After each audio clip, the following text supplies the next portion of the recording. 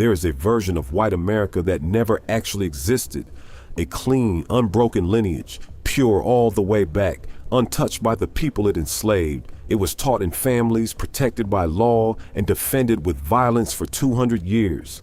And now quietly, in test tube after test tube, the DNA of white Americans themselves is proving that this version was a lie from the very beginning.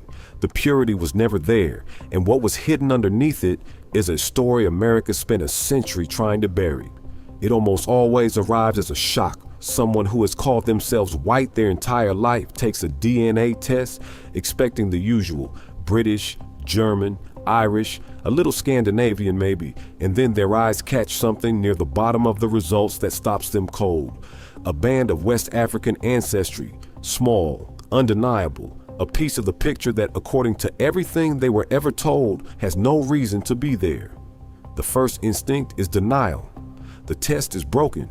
The sample was mixed up, but the test is not broken.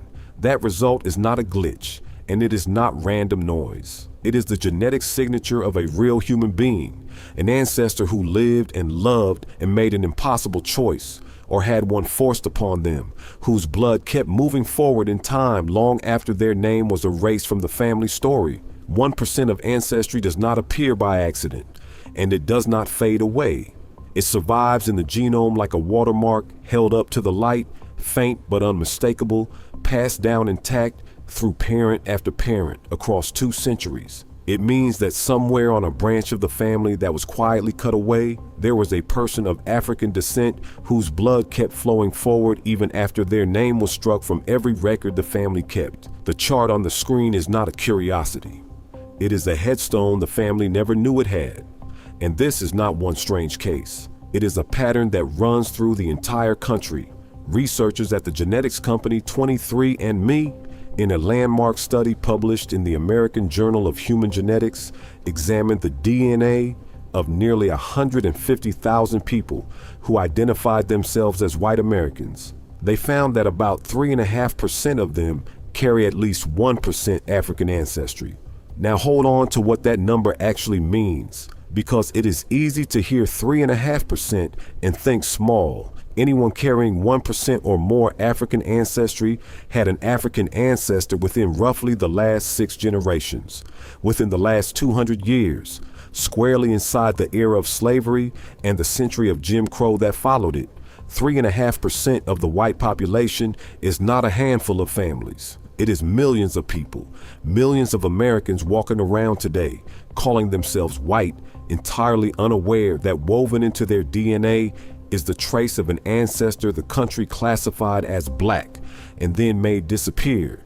So this was never really a question of whether the ancestry exists. The DNA has settled that beyond argument. The real questions are the ones that hurt.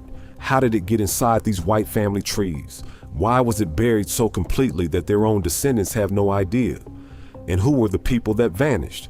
To answer that, we have to start with the rule that made all of this happen. It was called the one-drop rule, and it governed everything.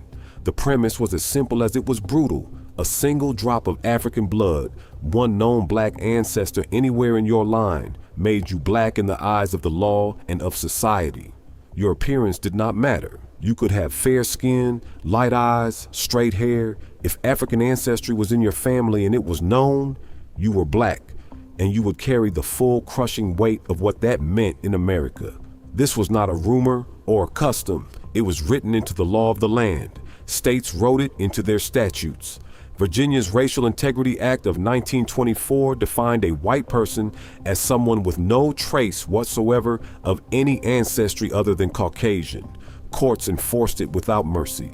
In 1896, the Supreme Court heard the case of Homer Plessy, a man who was 7/8 European and 1/8 African, so light that he had to announce his own black ancestry in order to be arrested for sitting in the wrong railway car. The court ruled against him and locked segregation into American law for the next 60 years.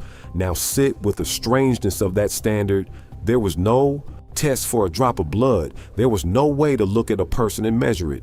The rule did not describe anything real inside the human body. It described a fear dressed in the language of law, and the entire purpose of that fear was to protect a single precious idea.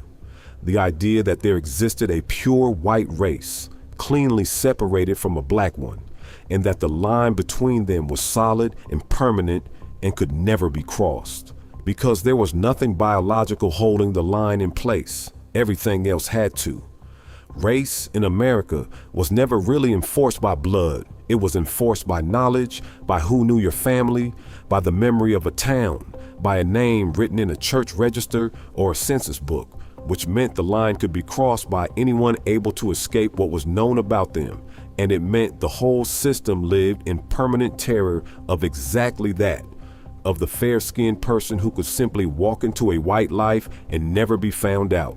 The one-drop rule was not the confident law of a secure ruling order. It was the anxious law of one that suspected, correctly, that its categories were already falling apart. The DNA has now demolished that idea completely because the line was crossed, constantly, in both directions, and the proof was hiding inside the very people the rule was built to protect. So how did African ancestry end up inside white American families in the first place? There are two doors it came through, and both of them lead back to slavery. The first door is the plantation itself.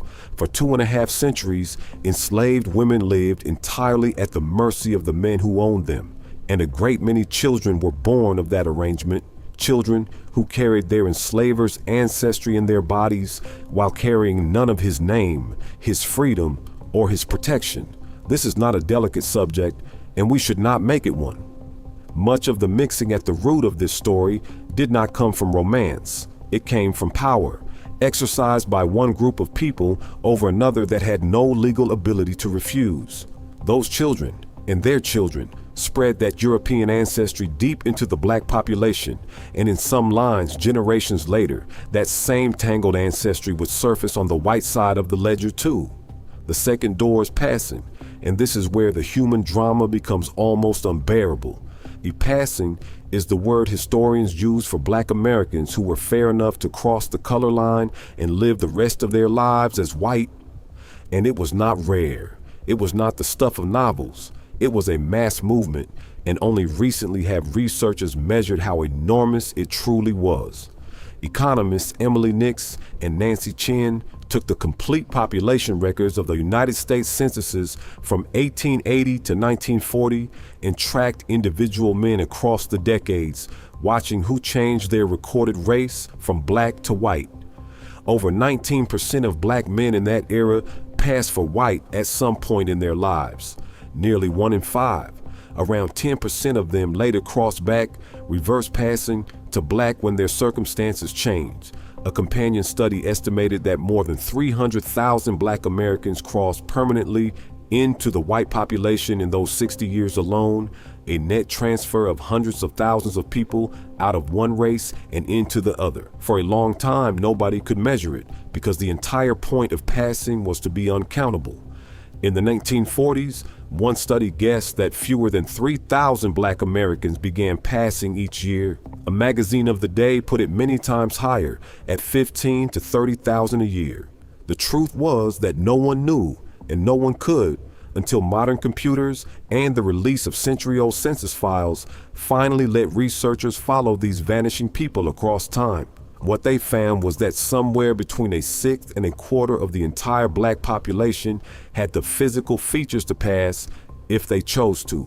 The door was open to millions, and crossing it brought real things, things the research can actually measure.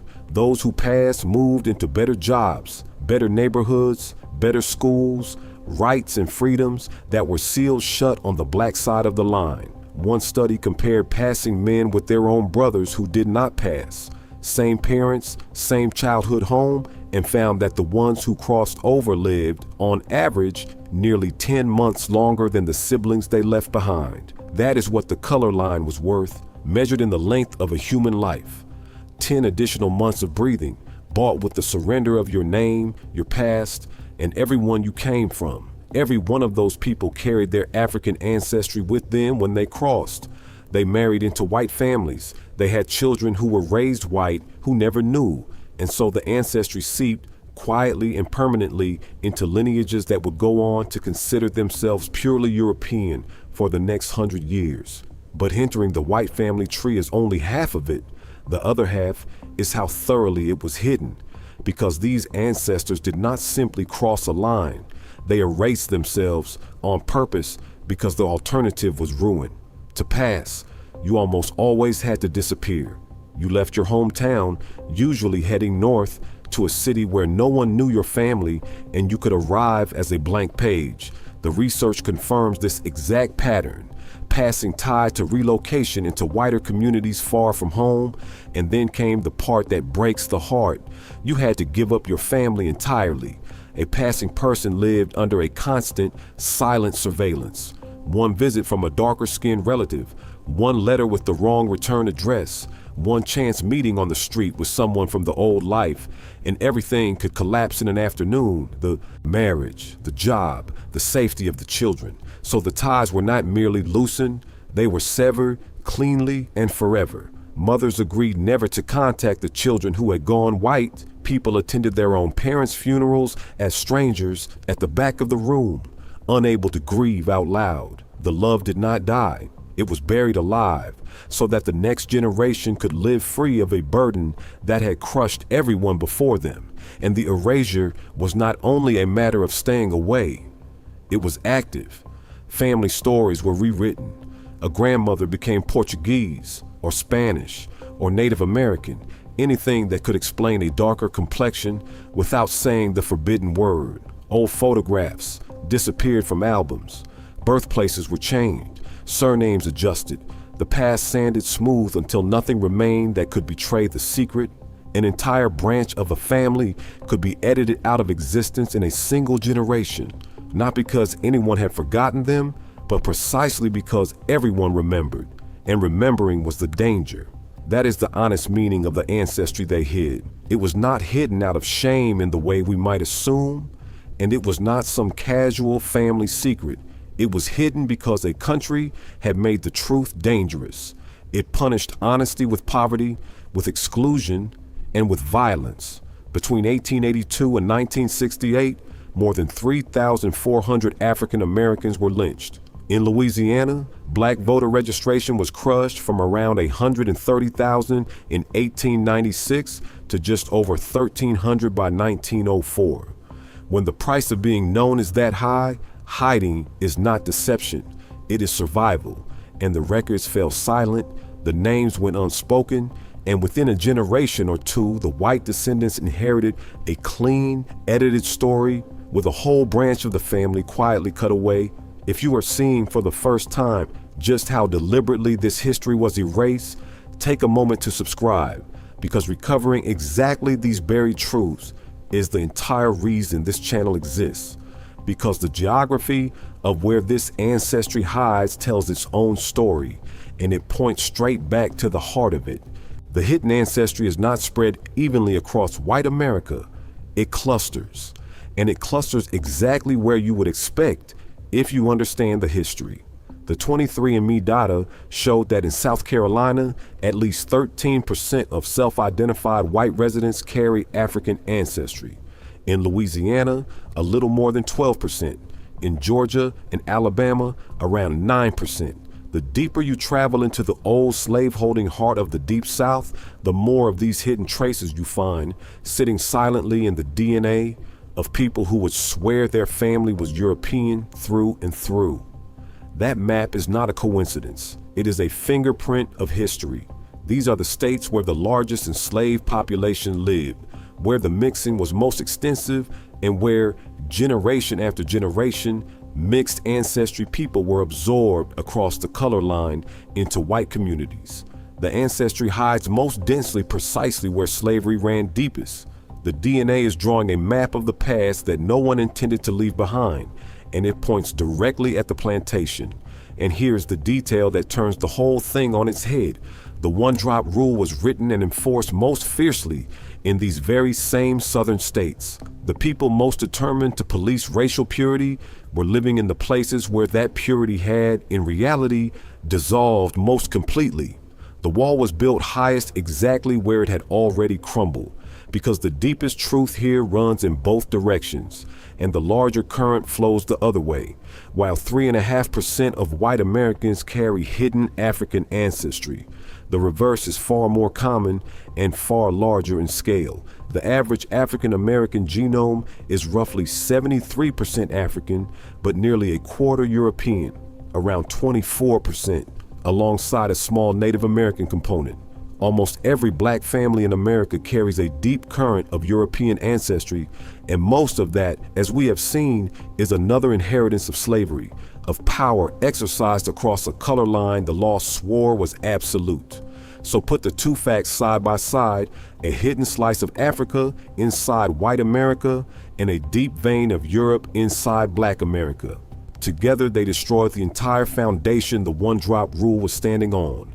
A system built to separate two supposedly pure races was, in truth, sorting people who were already profoundly intermixed into two arbitrary boxes, and then enforcing those boxes with terror. The Harvard scholar Henry Louis Gates Jr., reflecting on precisely this research, said it as plainly as it can be said. For anyone still clinging to the myth of racial purity, this is one more proof that the categories of white and black have always been more porous than we ever imagined. There is a bitter symmetry in it. The same institution of slavery that forced European ancestry into nearly every black family in America also pushed African ancestry quietly and in the opposite direction into the white families that would later deny it most fiercely. The mixing the one-drop rule was invented to prevent had already happened on a massive scale before the rule was ever written. The law was not building a wall. It was drawing a line through the middle of a single, deeply intertwined population and insisting, against all the evidence carried in their own bodies, that the two halves had nothing to do with each other. White Americans were never who they were told they were. Neither, in a sense, was anyone.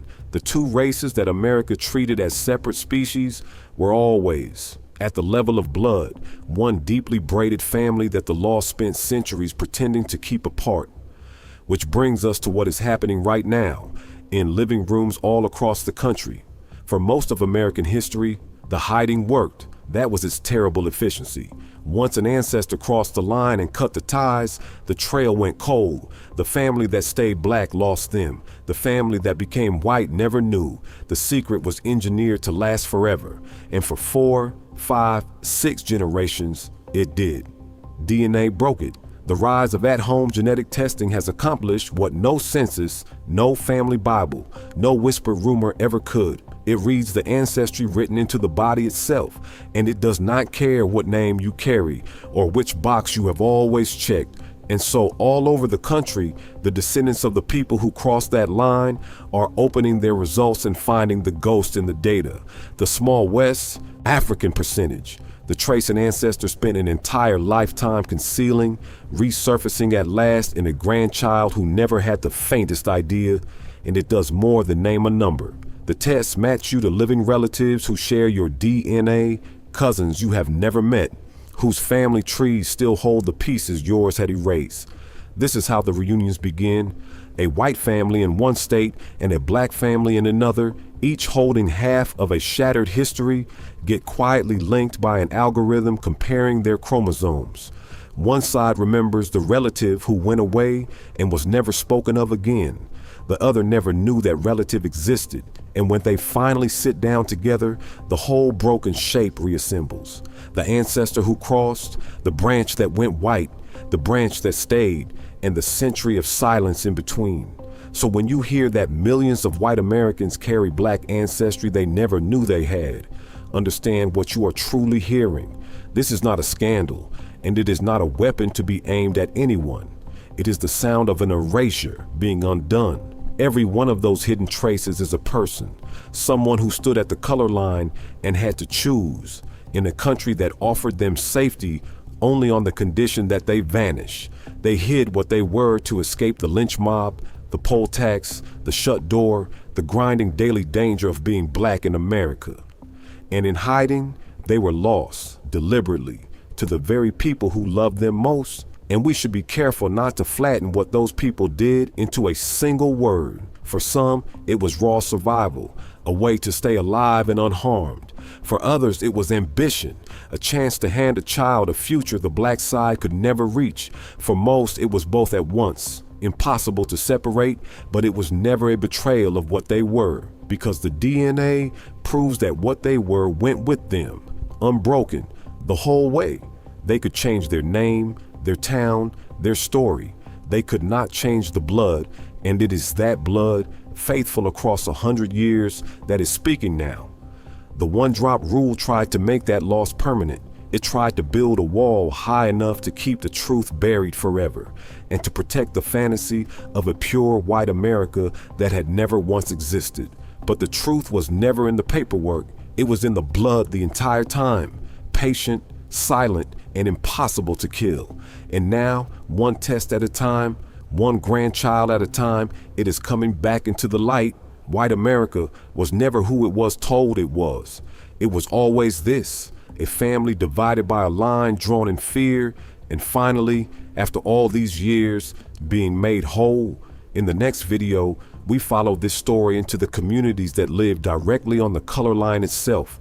Families who were neither fully accepted as white nor classified as black, whose DNA is now rewriting everything we thought we understood about American identity. If this opened your eyes, subscribe and stay with us, because we are only just beginning to recover what the record tried so hard to erase.